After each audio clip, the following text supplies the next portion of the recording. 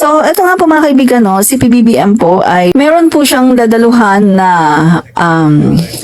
kauna-unahang Philippine-US-Japan Trilateral Summit sa Washington, D.C., USA, no? So, ito na mga kaibigan, no, yan, no, siya po ay iniwanan po niya ang pamamahala, no, sa mga opisyalis ng gobyerno. Bakit good news ito mga kaibigan? Okay. Kasi, mga kaibigan, good news ito dahil ang ating Pangulo po ay unti-unti niyang nare-realize at unti-unti na po ang Pangulo natin na talagang gumagawa na siya ng mga hakbang na nararapat niyang gawin, no, patungkol sa pagiging traidor ng Vice Presidente. Mga kaibigan, alam niyo ba, 'di ba, ang ating Vice Presidente, Saramao, ay palagi niyang iniiwanan as caretaker ng bansa tuwing siya ay umaalis, 'di ba? Palagi niyang iniiwanan ang ating Vice Presidente, no? Si traidor, no, si walang delikadesa. Palagi niyang iniiwanan as caretaker ng bansa. Yung ating Vice Presidente na traidor. So this time mga kaibigan, eto na, mga kaibigan, eto na. Eto, okay. Vice President Sara Duterte, Executive Secretary Lucas Bersamin, and Department of Agrarian Reform Secretary Condrado Estrella are the government caretakers during the working visit of President Ferdinand R. Marcos Jr. in Washington, D.C. from April 10 to 14. Alam na this, mga guys, di ba? Good news yan! So, ang Pangulo natin, namumulat na ang mata niya, no? Na ang Vice President ay hindi mapagkakatiwalaan. Usually, ang caretaker na palagi niyang iniiwan ay ang Vice President lang. Pero ngayon, mga kaibigan, eto, Lucas Bersamin at Secretary Estrella. See? So kung titingnan natin, meron ng trust issue. Diba? Mga kaibigan, hindi na buo ang tiwala ng ating Pangulong Ferdinand Marcos Jr. sa kanyang traidor na Vice Presidente. At nakakatuwa ito mga kaibigan dahil unti-unti na nakikita ni PBBM at namumulat na ang kanyang mata sa katraidoran ng kanyang Vice Presidente. Na yun naman ang dinadalangin natin ng mga Pilipino na talagang mamulat na ang mata ng ating Pangulo at gumawa na siya ng hakbang.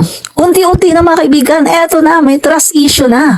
Hindi na niya talagang siguro hindi lang niya masabi na, wag ka na, hindi na ikaw ang caretaker, no? Kaya isinama pa rin siya. Diba? Kasi ang Pangulo natin, very gentleman yan mga kaibigan at ayaw niyang makasakit ng damdamin, no? At eto, pero kitang-kita mga kaibigan, kitang-kita na talagang wala na ang buong tiwala ng ating Pangulo sa ating traidor na Vice Presidente. Diba? Tama lang ang ginagawa ng ating Pangulo na talagang wag na niyang pagkatiwalaan ang Vice Presidente dahil hindi naman talaga siya mapagkakatiwalaan. Mga guys, di ba remember March 12, mga kaibigan, March 12. Pagtalikod ng ating Pangulo papunta sa kanyang trip, mga kaibigan, sa ibang bansa, anong ginawa ni Saramao? Punta sa rally na kung saan nagpapabagsak sa ating Pangulo. Pumunta siya sa rally na kung saan ang kanyang bossing ay itinalaga siya as caretaker ng ating bansa pero pumunta siya sa rally na nagpapabagsak sa kanyang bossing. O di ba ang kapal na mukha? Makapal ang mukha. At saka walang delikadesa. Traidor. Di ba? Trinaidor niya si PBBM. Trinaidor niya ang taong bayan. Trinaidor niya ang mamamayang Pilipino. Pati ang bansa natin, trinaidor niya. Sa puro no comment kapag tinatanong. Ang ganda-ganda ng tanong sa kanya, ang seryoso ng tanong sa kanya. Anong masasabi mo, ano reaction mo? Dahil ganito, binabatikos kayo tungkol sa West Philippine Sea. No comment. Hello! Traidor ka talaga. Kaya mga kaibigan, nakakatuwa itong balita ngayon na iniwan as caretaker ay bukod sa kanya, andyan si E.S. Lucas Bersamin at saka si DAR Secretary Estrella. Nakakatuwa mga kaibigan. Isang malaking isang malaking bagay na to para sa akin na ipinakita ng ating Pangulo Bongbong Marcos na wala na ang kanyang buong tiwala sa Vice Presidente. Nagiging na lang siya mga kaibigan nagiging kumbaga gentleman. Nagiging gentleman na lang siya. Pero kita mo naman, di ba? Talagang wala na ang kanyang buong tiwala. Rebecca RC, kapal mukha po talaga ng babaeng yan. Admin Rich, kakasuka na siya ng tunay. Correct po, makapal ang mukha. Sa totoo lang, no? Mga kaibigan, yun bang pupunta-punta ka pa sa mga cabinet members, tapos pupunta-punta ka pa sa paghahatid sa Pangulo, ngingiti-ngiti ka, pagkatapos kamukat-mukat mo, at the back, sinasaksak mo na ang Pangulo natin. Tapos pupunta ka sa mga rally. Mga kaibigan, anong sabi ni Anong sabi ni Waldy Carbonell, yung dilawan na nag-expose na tungkol sa plano na kudita ng mga DD sheets? April 14 to 15, mga kaibigan. Diba? April 14 to 15. Yan ang kanilang nagpaplano sila. Mga kaibigan, April 14, di ba nasa Davao din sila? Kasi hindi nga sila binigyan ng hindi sila binigyan ng permit, no, sa Bulacan. Hindi sila binigyan ng permit sa Leyte at sa ibang lugar. Sino naman ang sasali sa kanila? Sino naman ang magkakagusto sa kanila? Mga kaibigan, nabigyan sila ng permit. Yung kanilang prayer rally kuno ay hindi naman prayer, kundi paninira rally, pagmumura rally, pagpapabagsak sa gobyerno rally. Sino ba naman ang matino na mayor, na gobernador na nabibigyan sila ng permit, na pinapabagsak nila ang gobyerno? Na nagiging dahilan para ang Pilipinas ay bumagsak, na ang ekonomiya natin ay maaapektuhan, imbis na susulong na tayo, andyan yung kanilang mga hudas na mga pagmumukha. Diba? Kaya yan, mga kaibigan, wala talagang kakampi sa kanila. Wala talagang mga matitinong mayor at gobernador na bibigyan sila ng permit. Dahil wala lang naman silang gusto kundi pabagsakin ang gobyerno ni PBBM.